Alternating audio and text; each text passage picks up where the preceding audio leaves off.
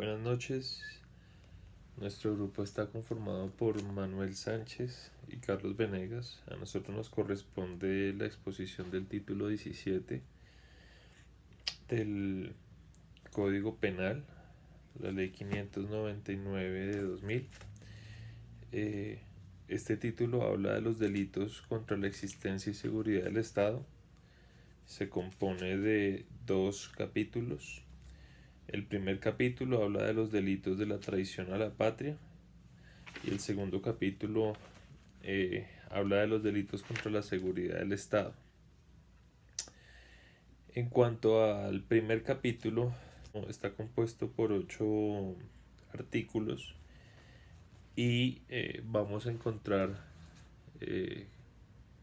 como un componente transversal o común a la mayoría de ellos que dado que son delitos de traición a la patria, van a requerir necesariamente un sujeto determinado calificado. Ya vamos a ver a qué nos referimos. A pesar, el artículo 455, que es el primer delito, o el primer artículo del capítulo primero de delitos de traición a la patria, habla del menoscabo a la integridad nacional. En este habla el que realice actos que tiendan a menoscabar la integridad territorial de Colombia. En ese el que estamos hablando de un sujeto indeterminado, no es calificado. En este caso, a someterla en todo o en parte al dominio extranjero, afectar la naturaleza del Estado soberano, a fraccionar la unidad nacional. Acá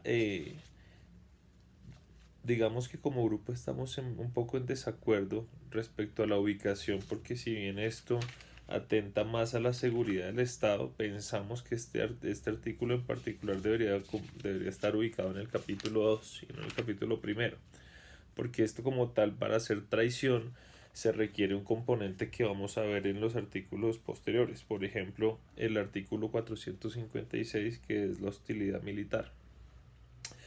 Miremos la hostilidad militar en el artículo 456. Dice: el colombiano, aunque haya renunciado a la calidad de nacional, o el extranjero que deba obediencia al Estado colombiano que intervenga en actos de hostilidad militar o en conflictos armados contra la patria, incurrirá en prisión de 10 a 20 años.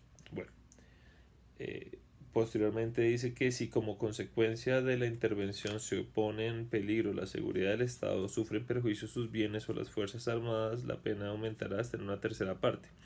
Aquí ya estamos más de acuerdo en cuanto a la ubicación de este artículo en este capítulo, porque el capítulo habla de traición a la patria. La traición no puede venir de un sujeto indeterminado. En este caso consideramos que el sujeto en particular se determina, y se determina como lo dice este artículo, y es el colombiano. Incluso dice que habla de una persona o que es colombiana o que fue colombiana, o cualquier persona que deba obediencia al Estado. Digamos que la traición solamente tiene sentido cuando las personas están bajo la autoridad de una entidad superior, y en ese sentido solo en ese contexto hace sentido la traición. Igualmente lo vemos en el artículo 457, dice: el que encargado por el gobierno colombiano de gestionar algún asunto de Estado con gobierno extranjero, con persona o con grupo de otro país o con organismo internacional, actúe en perjuicio de los intereses de la República, incurrirá en prisión de 5 a 15 años. Entonces, nuevamente acá vemos que el sujeto no es cualquiera, es una persona que fue encargada por el gobierno. O sea que se encuentra bajo la autoridad de este gobierno, y la traición ocurre solamente si hay una rebelión, o si ese voto de confianza o lo que se espera de esta persona particular, no cualquiera, es quebrantada. De igual manera lo vemos en el 458. El colombiano, aunque haya renunciado a la calidad de nacional o del extranjero, que obedece al Estado, que realice actos dirigidos a provocar contra Colombia guerra u hostilidades de otra u otras naciones, incurrirá en prisión de 10 a 20 años. Nuevamente aquí vemos el tema del colombiano.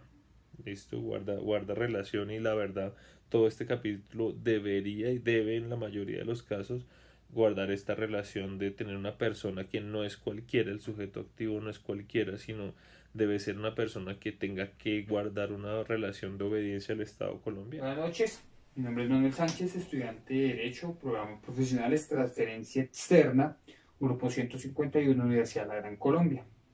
Esta ocasión me toca exponer el título 18 de los delitos contra el régimen constitucional y penal. El primer artículo que encontramos es el artículo 467, que nos habla de la rebelión. Dice que la rebelión es quien mediante el empleo de las armas pretende derrocar el gobierno nacional o suprimir o modificar los regímenes constitucionales. Básicamente esto lo encontramos directamente en lo que son las disidencias de las FARC, grupos del ELN, BACRIM y las AUC. Dice que la pena inicial es de 6 a 9 años, pero su modificación ocurrió con la Ley 890 del 2004 en su artículo 14, que quedó de 96 a 162 meses y una multa de 133.33 a 300 salarios mínimos mensuales vigentes. El sujeto activo que encontramos acá es un sujeto indeterminado, puede ser cualquier persona.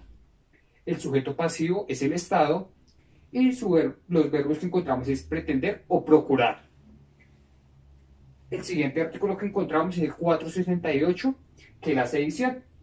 Nos dice que la sedición es que mediante el uso de las armas pretende impedir transitoriamente el libre funcionamiento del régimen constitucional o legal vigente, Constitución Política de 1991. Dice que incurrirá una pena de 2 a 8 años de prisión con una multa de 50 a 100 salarios mínimos mensuales legales vigentes.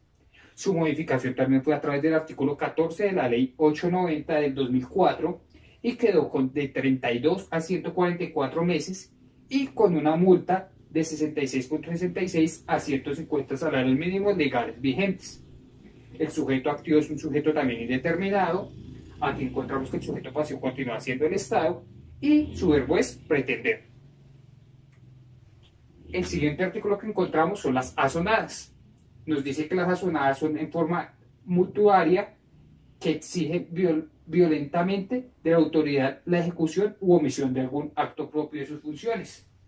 Nos dice que incurrirá en una pena de 1 a 2 años y su modificación por el artículo 14 de la Ley 890 del 2004 nos dejó que es de 16 a 36 meses de prisión. El sujeto activo continúa siendo indeterminado porque lo puede cometer cualquier persona. El sujeto pasivo es el Estado y su verbo rector es exigir. Ya el artículo 470 es las circunstancias de agravación de los artículos anteriormente mencionados. Y nos dice que va a haber aparte de la pena inicial que se va a aplicar, hay una imposición de aumento de esta pena dependiendo del tipo de delito que se cometa y su participación. El sujeto activo continúa siendo cualquier sujeto y el sujeto pasivo siempre va a ser el Estado. El artículo 471 es la conspiración, que básicamente es las personas que se pongan de acuerdo para hacer rebelión o sedición incurrirán por esta sola conducta en prisión de 1 a 2 años. Básicamente acá, como lo estaba mencionando anteriormente, encontramos lo que son los grupos armados de la ley y sus personas adentro de la sociedad que tratan de reclutar a la gente mediante publicidad engañosa o tratando de convencerlos para que se unan a los grupos guerrilleros. Las penas eran de 1 a 2 años y su sanción, de acuerdo a la Ley 890 del 2004, también el artículo 14, quedó incrementada siendo de 16 a 36 meses. Continuamos diciendo que es un sujeto indeterminado porque lo puede realizar cualquier persona. El sujeto pasivo es el Estado, quien siempre va a tener la afectación de tratar de convencer a las personas para ser parte de un grupo armado de la ley. Y el verbo rector que encontramos acá es ponerse de acuerdo o concretar. El siguiente artículo que encontramos es el 472, que es la seducción, usurpación o retención ilegal de mando. Entonces dice que acá el que con el propósito de cometer delitos de rebelión o sedición, sedurja personal de las Fuerzas Armadas, Ejército, Policía, Fuerza Aérea,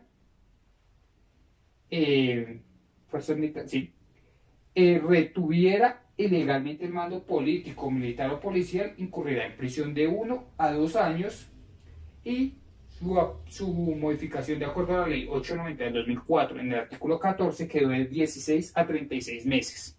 Eso lo puede cometer cualquier persona. El sujeto pasivo es el Estado, porque es quien se verá afectado por la usurpación de las fuerzas militares, y su verbo rector es seducir, usurpar y retener.